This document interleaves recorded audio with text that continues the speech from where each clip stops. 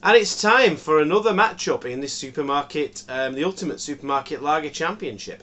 But before that, what we're going to do is we're going to talk about the draw. Because the draw, 29 beers are in the draw. And there were 3 buys because for various reasons. But something has happened, yes indeed. I have been able to fill up all 3 of those buy slots with beers. So there will be no buys now in it. So, how did I manage to fill these up? Well, I'll just do a quick overview of the new beers that are entering the competition from the ones you've already seen, but you'll meet them as we go. First of all, Bitburger Pils is going to take up the first buy slot. Now, the Bitburger Pils is an interesting one because they used to have that in supermarkets. Quite a few supermarkets used to have it. So it was going to originally be in the Supermarket Premium Lager Taste Test Championship. However, I looked and I could not find it anywhere. I looked in Sainsbury's, Morrison's, Asda, looked everywhere, looked in my local booths. Nowhere seemed to have Bitburger Pils. So for that reason, it wasn't in that, and for the same reason, it wasn't in the Ultimate Supermarket Lager Championship. Only place I could find it was Majestic Wines, and that's not a supermarket. So it looked like the Bitburger Pils wasn't going to be eligible. However, I've basically gone to my second nearest booths, and in that there was a 12-pack of Bitburger, and it seems like it's something that's there all the time. So Bitburger has been put in now in the first half of the table against the ABK Hellas. And what about the other ones? Well, I was in my, let's have a look. What's the next buy that was? Ah, yes. So basically, I got to 31 beers, and I had to fill a 32nd slot. Was looking all over booths to see another lager, and it turned out that Westmoreland not only did their Lakes lager, I think, but also do a Hellas. So we got the Westmoreland Hellas, and that's been stuck in against the Ayinger Hell. So that's the other buy slot. And the final buy slot has been taken with Hawkstone Lager. Yes, indeed. Jeremy Clarkson's Diddley Squat Lager is available in Waitrose and also in Spa now. So we thought we might as well give it a go in the championship as well. I don't remember seeing that Tegernsee Hell in booths last time I went. So it's possible that might be out before we get to it. But we'll see. We'll see whether that ends up being a buy or not. That's just by and by. Anyway, I've had enough talking about that. Let's meet the contenders for this particular taste test. So, this is now the matchup between the Ilkley Slake Lager and the Augustiner Edelstoff. Yes, indeed. The Augustiner Edelstoff, the Ilkley Slake Lager. What can we say about these? So, Ilkley Slake Lager is brewed by the Ilkley Brewery in, I think it's in Yorkshire. Let's have a see. It's in Ilkley. Yeah, it's in Yorkshire. And it is a 500ml bottle, 4.5% ABV, and it was around about £2.50 a bottle. This one was closer to the £3 mark. It's the Augustiner Edelstoff. This is the one that I almost didn't allow in the championships because it's 5.6%. But I thought, you know what, it is available all year round. It's always in booze. It is a lager. It's not an Oktoberfest beer or anything special. It's just a brew from München. It's Augustiner. It's Edelstoff. And it is ready to go. And what can I say? There's not much more to say. These are the 2 beers that are going to fight it out for a place in the second round. So we're going to get these beers poured, and we're going to see what we think of them. Okay, beers poured. And I've chosen not to use the Augustiner glass because then whoever's pouring it, knowing it's the Augustiner glass, might choose to pour the Augustiner beer in the Augustiner glass, or not pour the Augustiner beer in the Augustiner glass. And regardless of what happens, I'll be playing mind games with myself, trying to decide what they did. So, we've got the Budvar glass, and we've got the good old Rivington glass, and we're going to use these 2 for this taste test, just to make it so that I don't end up sort of thinking, what was the pourer thinking when they poured them. So, let's have a go on this one, see what it smells like. Okay, so that smells malty, a little bit syrupy, smells very full, a little bit sweet, smells very nice, smells almost ale-like. Smells very full. Smells very full, that. Let's swap them over and have a go on this nose. So it's very malty, very malty, very, yeah, quite sweet, bit syrupy, bit bready. Nice. Very different, this one. A lot lighter. This one's much more grassy, lemony. Very lemony, a little bit grapefruit.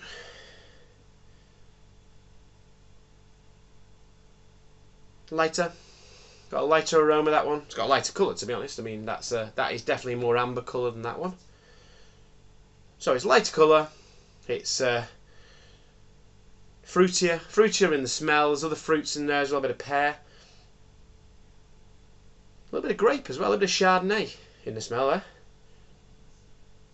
Oh yeah, definitely. Yeah, definitely a bit of white grape in there. Okay, let's have a bit of a swirl.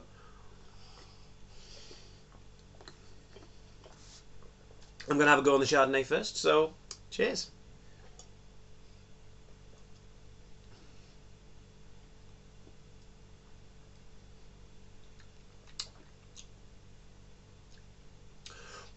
Oh, that's nice. That is nice. That's crisp, that's clean, that's refreshing, it's smooth.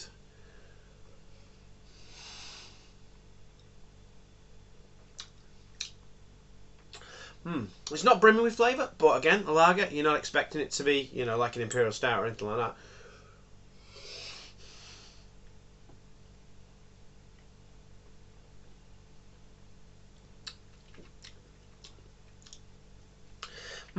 It's very tasty, it's nice and light, there's a little bit of bitterness there. It's miles better than any of those supermarket premium lager beers that I tasted.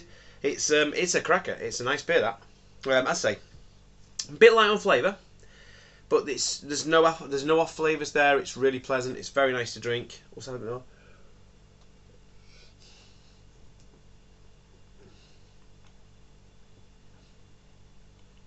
more?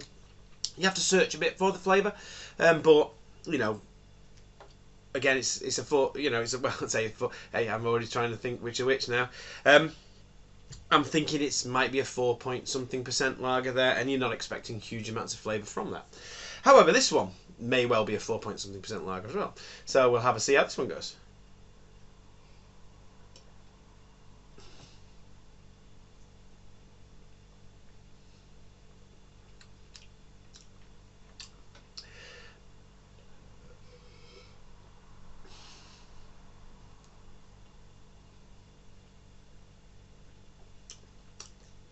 And this one is bashing you in the face with malt and bitterness.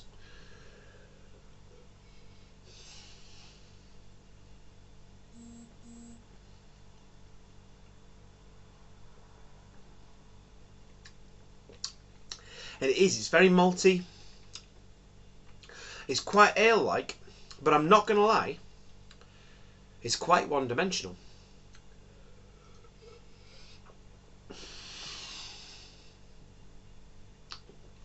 You get a bit of sweet maltiness, bit of bitterness, quite a bit of brown bread, bit like the strongest Spanish beers that I've tried.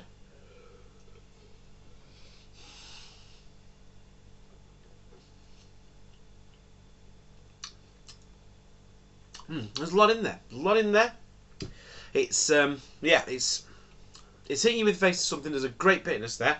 It's quite sweet. It's quite malty.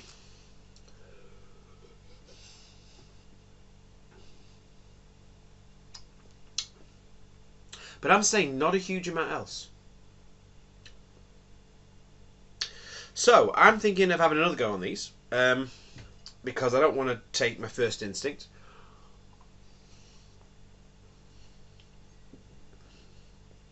But after the first test, I am leaning towards one more than the other.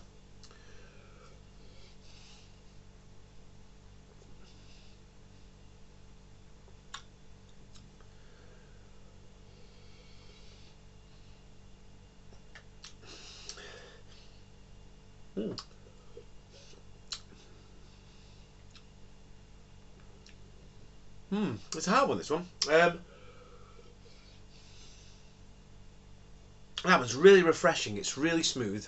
It's a little bit lacking, but it's good. It's good and it is smooth. It's smooth, and the taste there is nice. It tastes pure. It tastes fresh. It's probably not unfiltered, but it kind of tastes unfiltered. It's very nice.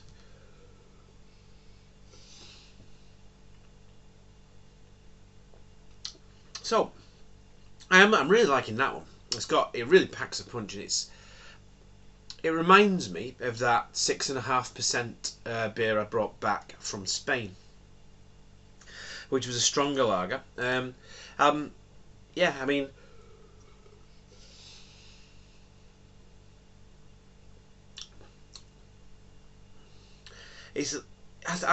I'm thinking this is packing a bit too much of a punch, to be honest, for what I'm looking for in this championship.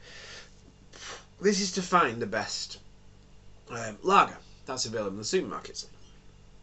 And then it's really about your definition of a lager, really. I mean, Oktoberfest beers, yes, I suppose they're technically lagers, I assume. Even though they're stronger and things like that. And they pack quite a bit of a punch, but they have these kind of tastes and stuff that I wouldn't associate with your standard lager. I mean, I'm thinking of probably pale lagers here now, which is what I think of as a lager.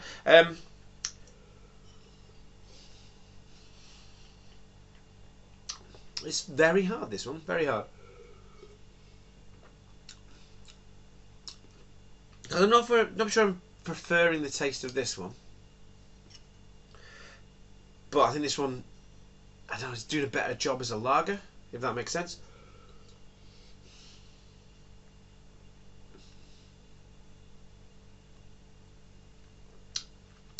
There is a little bit of something else there. I think that the maltiness and the sweetness of this one kind of just... I mean, I always look for a nice balance. I look balanced when I go lager. And yeah, and some Oktoberfest beers and those kind of things, they've got... they're more well balanced. This is very...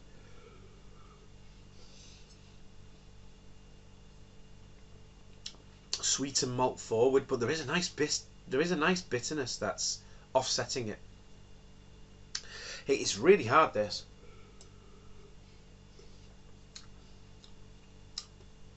Because I say, like, this is doing a better job as a lager, but again, this is doing a better job as like a pale lager. This is also a lager, and it's doing a really good job as the style of lager it tries to... I mean, I'm not 100% sure what style of lager this is trying to be. Is it trying to be like a Marzen? Or is it trying to be more like a Helles, like a strong Helles? I'm not 100% sure, to be honest.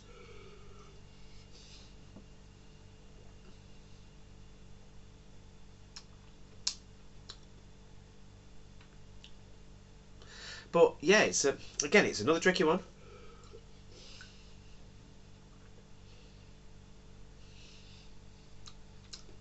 And it's going to be one of these again. Well, I'll have to plump for one of them. And again, very close run thing.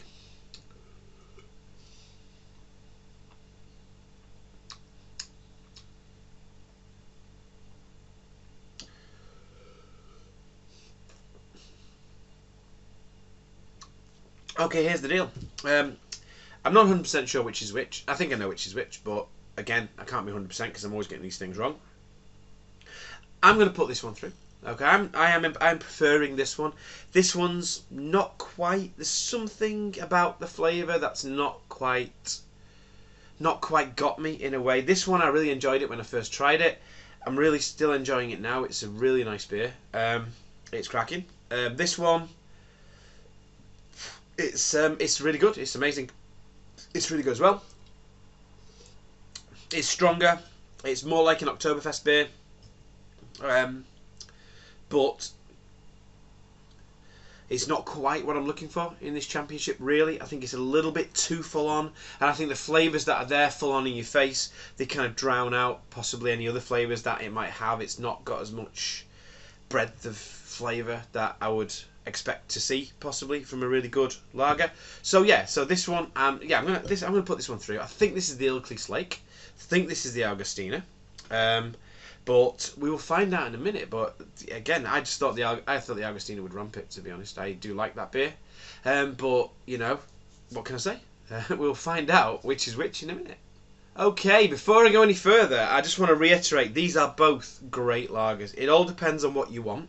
I said this one does a better job as a lager because it's got more of those flavours I would associate with a lager. This is more malt forward and a little bit sweet.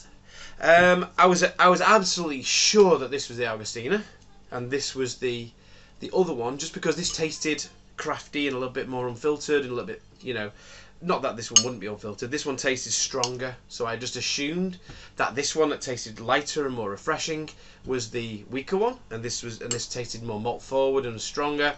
Then it was the stronger one, but I was completely wrong. This was the Ilkley Slake lager, and this was the Augustiner Edelstoff. It goes to show when you have a beer that you've never had before, like this one, and one you've not had for a while, like this one, how your mind can play tricks on you.